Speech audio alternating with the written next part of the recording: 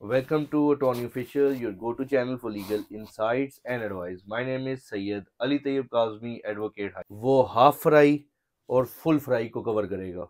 अब half fry और full fry को सुन के जो ये समझ गया है कि किस डिपार्टमेंट की बात होने वाली है, कौन हाफ फ्राई करता है और कौन फुल फ्राई करता है, ये इस लीगल हमारी इस कैटेगरी के अंदर ये वर्डिंग किस जगह पे देखने को मिलती है। और आप में से जो लोग इस बारे में समझ चुके हैं वो कमेंट्स के अंदर अपनी राय बताइएगा कि हम पहले ही इस लफ्ज़ों को सुन के तो ये बात समझ चुके हैं। तो आज इस टॉपिक के अंदर हम ये कवर करने वाले हैं कि एक डिपार्टमेंट है जो लोगों को हाफ फ्राई और फुल फ्राई करता है, और इस हाफ फ्राई की वर्डिंग से मुराद क्या है और फुल फ्राई की वर्डिंग से मुराद क्या है, ये कोडिंग किस डिपार्टमेंट की कोडिंग है।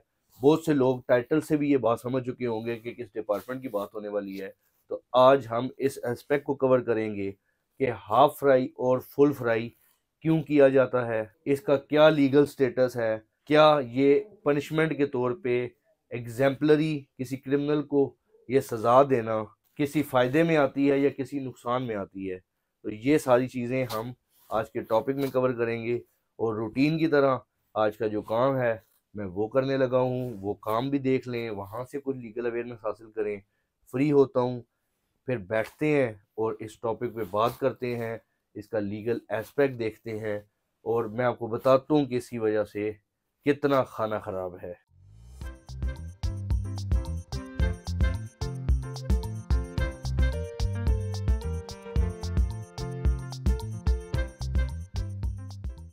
कुछ अर्जेंसी के मामलात होते हैं, उस अर्जेंसी की बेस के ऊपर जुडिशल कम्प्लेक्स से पहले मुझे ओल्ड कचहरी जाना पड़ा। ऑफिस जाके फिर मैंने एक पटिशन तैयार की, क्रिमिनल रिवीजन पटिशन। एक क्लाइंट है, उसके नॉन बेलेबल वारंट जारी हो चुके थे कोर्ट की तरफ से, उसकी क्रिमिनल रिवीजन फिर तेज़ी से तैयार की और वो तैयार करने के बाद अभी फ़ाइल की हुई है और वेट कर रहे हैं कि मार्किंग हो जाए। फिर ये सेशन डायरी है मेरे बैक साइड के ऊपर, इस सेशन डायरी से फिर पता करना है कि किस कोर्ट के अंदर वो गई है रिवीजन और वहाँ जाके आगे उसकी प्रोसीडिंग करनी है ताकि उसका ऑर्डर सस्पेंड हो जाए, जिसमें कोर्ट ने ये ऑर्डर किया है कि उसके नॉन बेलेबल वारंट जारी किए जाते हैं।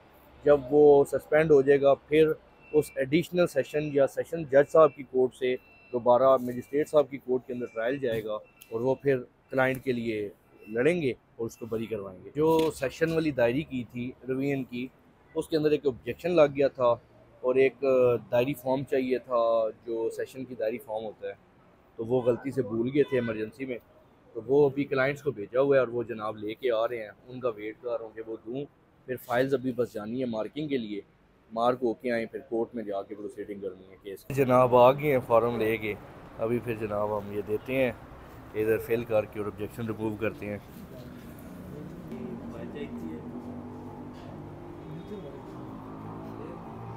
सीन ये है कि एक क्लाइंट की कॉपीज़ अटेस्ट करानी थी, उसके लिए मैं नकल एजेंसी जा रहा हूँ और फिर आगे आपको अपडेट करता हूँ। ये भी नकल एजेंसी के अंदर अटेस्टेशन के लिए कॉपी दे दी है, फिर जब अभी रसीद लेते हैं उसके बाद से रिसीव करेंगे। ये रिसिप्ट तो ले लिए ना, फिर बाद में जाते हैं और जाके अपनी कॉपीज़ जब अटेस्ट हो चुकी होंगी उसको कलेक्ट कर लेंगे इन रिसिप्ट्स की बेस पे। चीज़ ये है कि रिवीजन पटिशन जो फाइल की थी वो एडिशनल सेशन जज साहब की कोर्ट में आ गई थी, उस कोर्ट में वेट करते रहे हैं, लेकिन ये चीज़ नहीं देखी कि जो सेशन जज साहब ने मार्किंग की है उन्होंने उसने कल की 22 डेट डाली है। तो अब जब इस कोर्ट में आए, आगे पता किया है कि आज के लिए मार्किंग अभी हुई है, तो वहाँ से इस डेट का पता चला। आगे तरतीब ये है कि पता चला एलमास साहब ने बताया कि गवर्नमेंट ने छुट्टी का ऐलान कर दिया है, तो कल भी छुट्टी है, तो अब ये मामला जाके मंडे के ऊपर जाएगा। तो ये हालात है। एक रवीन फाइल की है जिसके अंदर अभी स्टे ग्रांट करना चाहिए था। क्यों? क्योंकि इंटरनेशनल लेवल पे कन्नड़ पुना करते ने आगे क्लाइंट है। पुलिस ने खरीद ली थे तो दादा ने खरीदा। अच्छा, ਉਹਨੇ ਤੁਹਾਡੇ ਤੁਹਾਡੇ ਆਦਮੀ यार तो चुप है, उसने कुछ भी ਤੁਹਾਡੇ खिलाफ नहीं लिखाया। बस आर्डर हो गया है, जज से वकील साहब आ नहीं सन रहे, ठीक है जी। एक गवाह ਨੂੰ बुलाया, ਉਹਨਾਂ ਡਾਕੂਮੈਂਟਾਂ ਨੂੰ ਦੁਬਾਰਾ बुलाया, समार वाले दिन बस है आर्डर है। और बाकी वो सारे फैक्ट लिखा रहे होंगे ने कि यार लिखा चाहिए, लिखा है। तो अब एक शख्स की गलती है या नहीं है, उसके बावजूद अगर ट्रायल के अंदर से उसके वारंट जारी हो चुके हैं तो उसे किसी टाइम पे भी जो लोकल पुलिस है वो गिरफ्तार कर लेगी। लेकिन अब कोर्ट को इस चीज़ का अंदाजा नहीं है कि तंदरुस्ती की बेस में क्या करें। एक तो डायरी आज की और टाइम पे कर दिया इमरजेंसी सिचुएशन में भी क्रिमिनल रिवीजन की आज की डेट में रखने की बजाय कोर्ट ने कल फिर कल भी किया। फिर आप देख लें चलाते क्या कर सकते हैं। हमारे पास यही रहता है कि मंडे वाले दिन जाके इसमें प्रोसेसिंग की जाएगी और तब तक पुलिस ने आगे गिरफ्तार करना है तो ओपन ऐलान है गिरफ्तार कर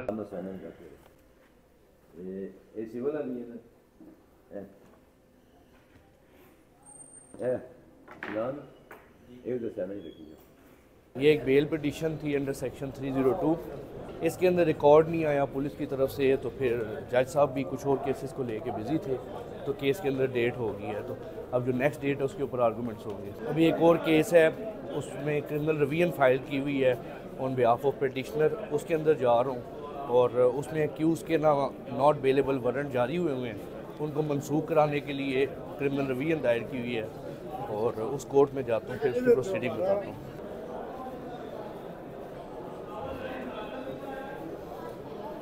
अभी एक और कोर्ट से फाइल ली है, हालांकि केस आज लगा था लेकिन पर्सनल रिक्वेस्ट के ऊपर फाइल ली है और उसकी टेस्टेड कॉपी निकलवानी है, उसमें भी क्रिमिनल रिवीजन लगानी है। सेम मैटर है, उसकी फिर कॉपी करवा के फिर आगे देखते हैं।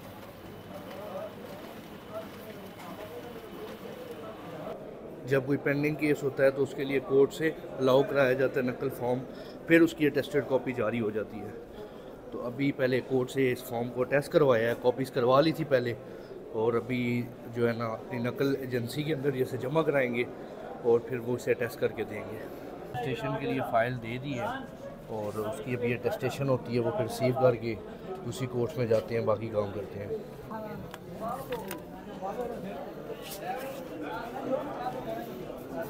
ये कॉपी भी मिल गई है, अब आगे चलते हैं। अभी ना बाकी काम जुनैद करेगा, मैंने जाना है ये जो टेस्टेड कॉपी ली है इसके ऊपर क्रिमिनल रिवीजन तैयार करनी है और दायर करनी है, क्योंकि इसमें टाइम नहीं है। इसी केस की इसी शख्स की जो ज़मानतें हैं वो 27 तारीख को लगी हुई हैं और अगर अभी इसका ये ना किया प्रोसेस तो जब वो उन केसेस के अंदर आएगा बेल पिटीशन के अंदर तो उसको इन केसेस के अंदर इश्तिहारी होने की वजह से गिरफ्तार कर लिया जाएगा। अभी ऑफिस की तरफ जा रहे हैं और ऑफिस में जाके फिर ये तरतीब करनी है। या अली मदद क्या हाल है? ये हमारे नसीर भाई दोस्त जनाब ठीक हैं, सिर पे ठीक है।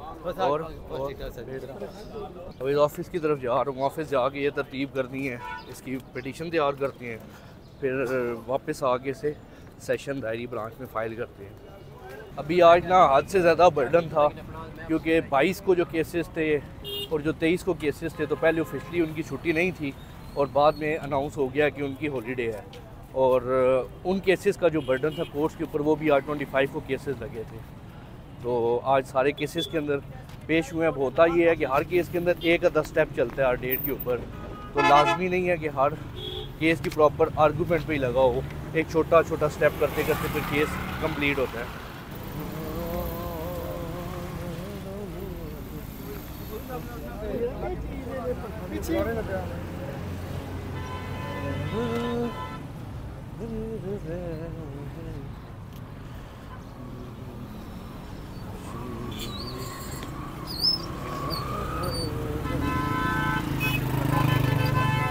अली मदद मुर्शद क्या हाल है? ठीक है, ठीक है, खैर है। बस ये काम जल्दी जल्दी वाइंड अप हो जाए, उसके बाद फिर रेसिपी पे बात करते हैं हाफ फ्राई और फुल फ्राई की।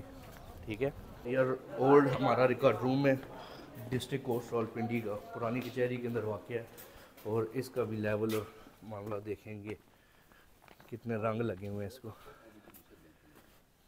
यहाँ पे एक कॉपी दहशतगर्दी के फ़ैसले की चाहिए थी, उसके लिए आया था तो वो अभी लेता हूँ। भाई को बोला हुआ है, इन्होंने फ़ाइल निकाल ली है, अभी जो उसकी कॉपी लेके फिर अटैच कराते हैं। ये फ़ाइल मिल गई है और इसकी कॉपीज़ करा रहे हैं, फिर यहाँ से कॉपीज़ होगी, फिर दोबारा से इस ओल्ड ही जो यहाँ पे अटेस्टेशन का एक अलग से डिपार्टमेंट है वहाँ से अटेस्ट होगी। ये हमारी ओल्ड कचहरी का अलग से अटेस्टेशन का मामला है। यहाँ पे पुराना रिकॉर्ड जो रावलपिंडी डिवीजन का तहसील का, जैसे मुराद टेक्सला है, टेक्सला के अलावा गुजर खान, पिंडी गेब, रावलपिंडी, इस तरह रावलपिंडी डिवीजन का जितना भी सारा पुराना रिकॉर्ड है इवन के कानून गो का, वो सारा का सारा रिकॉर्ड यहाँ पुरानी कचहरी के अंदर जो रिकॉर्ड रूम है यहाँ पे मौजूद है।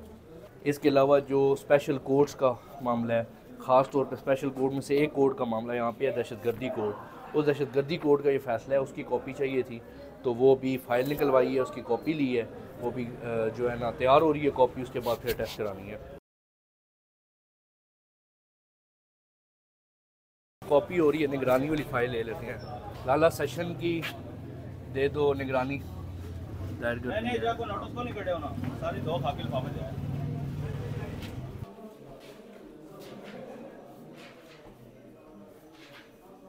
अटेस्टेड कॉपी मिल गई है।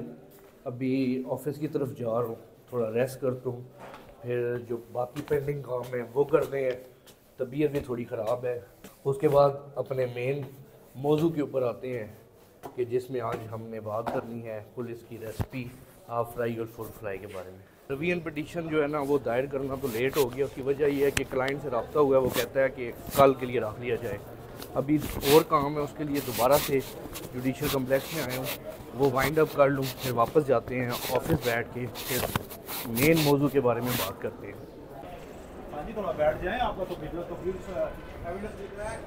एक नया केस इंगेज हुआ है और क्लाइंट को ये नहीं पता कि मेरे केस की डेट क्या है, तो उस केस को ढूंढने कोर्ट में आया हूँ। ये जो प्रीवियस केसेस की लिस्ट होती है डेली बेसिस पे, जो कॉस्ट लिस्ट होती है, उसके अंदर से केस को ट्रेस आउट करना है। केस जो है ना वो फाइनली ट्रेस हो चुका है। अब केस जो है ना वो फाइनली ट्रेस हो चुका है। अब वापस ऑफिस की तरफ जा रहा हूँ और जो हमारा मेन मौजू है पुलिस के टॉर्चर के बारे में आपको बताऊँगा कि पुलिस हमारे माशरे में लोग खानों के साथ हाफ फ्राई और फुल फ्राई करते हैं, और पुलिस जो है वो इंसानों के साथ हाफ फ्राई और फुल फ्राई करती है, और वो किस तरह करती है, किस बेस पे करती है, ये सारी चीज़ें डिटेल के अंदर ऑफिस में बैठ के फिर बात करते हैं। फिर आपको गाइड करता हूँ कि क्या सीन है। सर अस्सलाम वालेकुम। ठीक है, सेहत भी ठीक है, आप कहिए।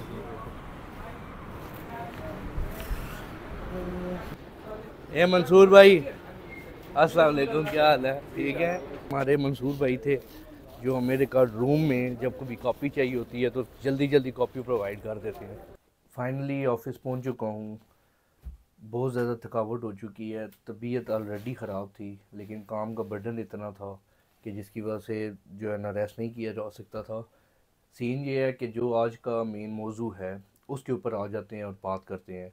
मौजू ये है, पुलिस अपने इख्तियारात का नाजायज़ इस्तेमाल करते हुए लोगों को हाफ़ फ्राई और फुल फ्राई करती है। ये लफ्ज़ मैंने नहीं ईजाद किए, ये लफ्ज़ इनके महकमे के लफ्ज़ हैं कि हाफ़ फ्राई करना और फुल फ्राई करना। क्या होता है कि अगर कोई क्रिमिनल किसी क्रिमिनल एक्टिविटी के अंदर पाया जाता है तो उन्हें ऑफिसर्स की तरफ से ये हुक्म आता है पुलिस वालों को कि आप इस शख्स को, ये जो क्रिमिनल है ये माशरे के लिए ख़तरनाक है, तो आप इसे हाफ़ फ्राई करो। और हाफ़ फ्राई से मुराद ये है कि उसके घुटने में ऐसी जगह के ऊपर फायर मारना कि जिससे वो पूरी ज़िंदगी एक डिसेबल पर्सन की तरह ज़िंदगी गुजारे। जबकि फुल फ्राई से मुराद ये है कि इस क्रिमिनल का इस माशरे के अंदर रहना लोगों के लिए ख़तरा है। ये वो वजूहात इन्होंने बेस बनाई होती हैं जिस बेस की वजह से उस फुल फ्राई की सिचुएशन में उस क्रिमिनल को ये कत्ल कर देते हैं, उसको एक पुलिस मुकाबला शो करते हैं और उस शख्स का इनकाउंटर कर देते हैं। क्या कोई कानून पुलिस वालों को ऐसा करने की कोई इजाज़त देता है? ये क्या मामला है? ये मामला फिर उसी तरह जैसे मैंने अपनी प्रीवियस वीडियोस के अंदर बताया कि ये SOP का मामला है कि ये पुलिस की खुद साख्ता बनाई हुई एक SOP है।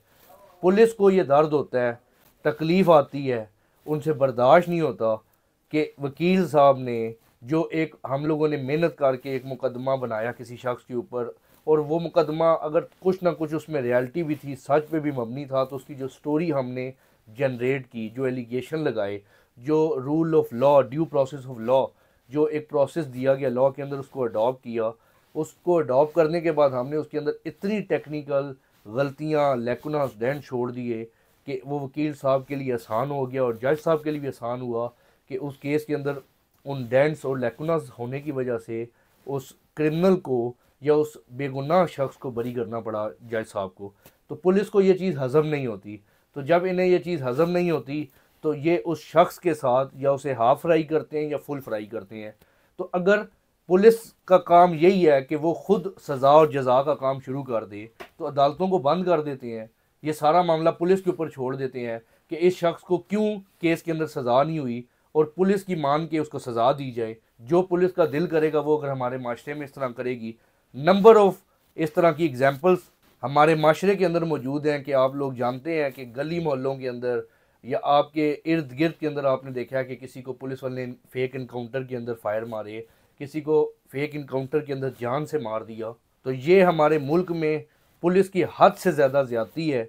ये उन करप्ट पुलिस वालों की बात हो रही है कि जो इस तरह एक शख्स को हाफ फ्राई और फुल फ्राई करते हैं और ज़्यादती और इबरत का निशाना बनाते हैं। अगर एक शख्स अपने इंसाफ के असूल के लिए उसके साथ किसी किस्म की कोई हमारे माशरे के अंदर ज़्यादती होती है और उस ज़्यादती को फेस करते हुए वो चाहता है कि मुझे इसमें इंसाफ मिले, वो पुलिस और अदालतों से रजू करता है, उसको इंसाफ नहीं मिलता, तो क्या वो भी यही काम शुरू कर दे, वो भी हथियार उठा ले और जाके लोगों को अपना बदला खुद लेना शुरू कर दे, लोगों को मारना शुरू कर दे, उनको गोलियां मारे, उनको जान से मार दे, उनके ऊपर तशद्दुद करे। तो ये सिर्फ फ़र्क इतना है, सिर्फ वो वर्दी के अंदर पुलिस वाले मौजूद हैं और आम शख्स के पास वर्दी नहीं है, लेकिन दोनों एक ही जगह पे स्टैंड करते हैं। अगर आम शख्स भी अपने साथ ज़्यादती होने का बदला लेता है तो वो भी इसी तरह काम कर है जिस तरह पुलिस करती है, लेकिन आम शख्स के किसी से बदला लेने की बाबत उसके खिलाफ कानूनी कार्रवाई होती है, पुलिस उसके खिलाफ FIR दर्ज करती है और कानून ये कहता है कि वो ये काम नहीं कर सकता। तो पुलिस ये काम कैसे कर सकती है? नंबर ऑफ़ केसेस हैं जो मैंने अपने अरसा वकालत के अंदर देखे जिसके अंदर पुलिस ने लोगों को अफराई किया, उनको अपाइज कर दिया, वो चलने के काबिल नहीं, जेल से रिहाई के बाद उनके ऑपरेट हुए, एक अच्छे सर्जन ने भी उनके ऑपरेट किए लेकिन वो फिर भी चलने के काबिल नहीं रहे। पुलिस ने इस तरह अपने इख्तियारात का नाजायज़ इस्तेमाल करते हुए उन लोगों के साथ ज़्यादती की, उनके घुटनों के अंदर फायर मारे कि आप सोच नहीं सकते। और जिन लोगों को पुलिस ने फुल फ्राई किया उनके वारसान को इस हद तक थ्रेट, हरासा और ब्लैकमेल किया कि उनके अंदर इतनी ताकत नहीं है कि वो इस निज़ाम में रहते हुए पुलिस के ख़िलाफ़ एक एप्लीकेशन भी दें या किसी किस्म की कार्रवाई करने की कोशिश करें। और जिन लोगों ने पुलिस के ख़िलाफ़ कानूनी कार्रवाई करने की कोशिश की तो पुलिस ने उनके साथ वो इबरतनाक काम किए कि हम वो बयान नहीं कर सकते। तो ये हमारे पाकिस्तान के अंदर निज़ाम है कि पुलिस का जब दिल करे वो अपने इख्तियारात का नाजायज़ इस्तेमाल करके ये सब कुछ कर रही होती है। हमें इस माशरे के अंदर सोशल मीडिया के जो पेजेस हैं पुलिस ने बनाए हुए हैं, उसके अलावा न्यूज़ चैनल्स के ऊपर, न्यूज़पेपर के ऊपर ये देखने को मिलता है कि पुलिस हमारी बहुत बड़ी तहफ़्फ़ुज़ कर रही है। लेकिन ये तहफ़्फ़ुज़ कर रही है पुलिस, ये पुलिस के काम है। मैं रोज़े की हालत में और एक एक लफ्ज़, एक एक मामला, एक एक हर्फ सच बता रहा हूँ और आपके गोश गुजार कर रहा हूँ। उसकी वजह यह है कि आप इस हमारे मुल्क के अंदर जो निज़ाम ये चल रहा है, जो बिटर रियलिटीज़ हैं, वो आपको उसके बारे में पता चल सके। होना तो ये चाहिए ना कि पुलिस का सिर्फ और सिर्फ इतना काम है कि जो भी कानून पार्लियामेंट के अंदर से बन के वो बिल पास हुआ, वो किसी भी फॉर्म में एक कानून बन के जब पुलिस के पास पहुंचा तो उसने उसे इन्फोर्स कराना है। अब काइट फ्लाइंग का मामला, चोरी का मामला, डकैती का मामला, उसकी एक सज़ा मुतय्यन है। अब कोर्ट ने उस मामले के ऊपर तयन करना है, फैसला देना है कि ये शख्स ने ये क्राइम किया है कि नहीं किया। तो आप अपने केस को स्ट्रॉन्ग बनाए ना। इससे पिछले व्लॉग के अंदर मैंने आपकी काबिलियत सारी दुनिया के सामने खोल के रखी है, अपने व्यूअर्स को बताई है कि हर केस के अंदर एक ही FIR, हर केस के अंदर एक ही स्टोरी, आप उसे लेके चलते हैं। आपसे वो स्टोरी भी इतनी मजबूती से तैयार नहीं होती कि क्रॉस एग्जामिनेशन के अंदर आप उस अपने मौक़िफ़ के ऊपर डट कर खड़े रहें। आपकी अपनी नाअहली की वजह से जो क्रिमिनल्स हैं हमारे माशरे में, जिन्होंने सच में कोई गुनाह किया तो वो बरी हो जाते हैं और आप उसका बदला इस तरह नाइंसाफ़ियाँ करके लोगों के साथ लेंगे, उनके ऊपर तशद्दुद करेंगे, उनको हाफ फ्राई और फुल फ्राई करेंगे। अगर आप इतने इख्तियारात रखते हैं तो आपके भी सुपीरियर्स मौजूद हैं ना, IG साहब मौजूद हैं और बड़े हाई अफ्स मौजूद हैं, तो आप क्यों नहीं बिल पास कराते पार्लियामेंट के अंदर? इस काइट फ्लाइंग की सज़ा 2-3 माह है। इसी तरह और ऑफेंसेस हैं जिनकी सज़ा थोड़ी सी है। आपने उन ऑफेंसेस को उठा के आसमान तक लगाया हुआ है कि एक शख्स छोटा सा वो क्राइम करे, कुछ भी करे, अगर वो कर भी लेता है क्राइम तो आप उसे किस तरह उसकी हद तक कर सकते हैं, आप उसे किस तरह तशद्दुद का निशाना बना सकते हैं। खुदारा हम मुसलमान हैं, अल्लाह ताला के हुजूर हर शख्स ने, हर मुसलमान ने, इवन के किसी और मसलक के भी इंसान ने अल्लाह के हुजूर पेश होना है, अपने अमाल का हिसाब देना है। कोई कुरान या शरीयत या कोई कानून आपको इख्तियार नहीं देता कि आप किसी भी शख्स के ऊपर जुल्म करें। ये इंसाफ के इदारे इसीलिए मौजूद हैं कि अगर इनसे आपको इंसाफ मिलता है मिले, नहीं मिलता तो रोज़े महशर आपको इस चीज़ का हिसाब देना पड़ेगा। लेकिन पुलिस इन सारी चीज़ों को भूल चुकी है और वो लोगों के ऊपर इसी तरह तशद्दुद करती है, उनको इबरतनाक सज़ाएँ देती है। और इसी तरह मैं आने वाले व्लॉग्स के अंदर भी पुलिस की और जो लोगों के साथ तशद्दुद है, उनके साथ क्रिमिनल एक्टिविटीज़ हैं, अपने इख्तियारात का नाजायज़ इस्तेमाल करते हुए वो जनाब के गोश गुजार करूँगा और आपको एक एक पहलू के ऊपर डिटेल में बताऊँगा कि पुलिस हमारे मुल्क के अंदर इस तरह पुलिस के अलावा जो और भी डिपार्टमेंट्स हैं वो हमारे मुल्क के अंदर अपने इख्तियारात का नाजायज़ इस्तेमाल करते हुए किस तरह क्रिमिनल एक्टिविटीज़ कर रहे हैं और कोई शख्स इस पर आवाज़ उठाने के लिए तैयार नहीं है। आपको ये भी वाज़िया कर दूँ कि हाफ फ्राई और फुल फ्राई ये किन लोगों को करते हैं। जो इनकी SOP है डिपार्टमेंट के अंदर की जो बात है वो ये बात है कि अगर कोई शख्स किसी जगह चोरी डकैती टाइप की वारदात कर रहा हुआ और उसने किसी शख्स को ड्यूरिंग वारदात ज़ख्मी नहीं किया उस क्रिमिनल ने, तो उसको हाफ फ्राई किया जाएगा। और फुल फ्राई के अंदर पुलिस उन क्रिमिनल्स को जान से मार देती है फेक इनकाउंटर्स वगैरह बना के, जिन केसेस के अंदर उस क्रिमिनल ने वारदात करते हुए किसी शख्स को कत्ल कर दिया या उसे तशद्दुद का निशाना बनाया। लेकिन मेरा सवाल उसी जगह कायम है कि पुलिस को ये इख्तियार किसने दिया। ना कुरान इस चीज़ की इजाज़त देता है, ना कोई शरीयत इजाज़त देती है इस चीज़ की, ना कोई सुन्ना है हमारे आका की, ना कोई पाकिस्तान का कोई ब्रिटिश कोई कानून इस चीज़ की इजाज़त नहीं देता। तो किस कानून के तहत पुलिस ने ये खुद साख्ता SOP बना के फ़ैसला किया कि लोगों के साथ ये काम करो, वो क्रिमिनल हैं, ये सब कुछ है। तो क्या क्रिमिनल के लिए भी माफ़ी नहीं रखी गई? अगर एक शख्स है कम एज के अंदर, जो मुल्क के हालात हैं, इन हालात के अंदर वो अपना ज़िंदगी का गुजर बसर नहीं कर पा रहा, वो गलत कर रहा है कि वो इस तरह की क्रिमिनल एक्टिविटीज़ के अंदर कहीं इन्वॉल्व हो चुका है, लेकिन क्या अगर वो चाहता है कि उसे माफ़ी मिले, माफ़ी का तलबगार है, तो क्या उसे माफ़ी नहीं मिलनी चाहिए? इसके बारे में भी आप मुझे कमेंट्स के अंदर अपनी राय दें कि आप इस सारे मामले के बारे में क्या कहते हैं।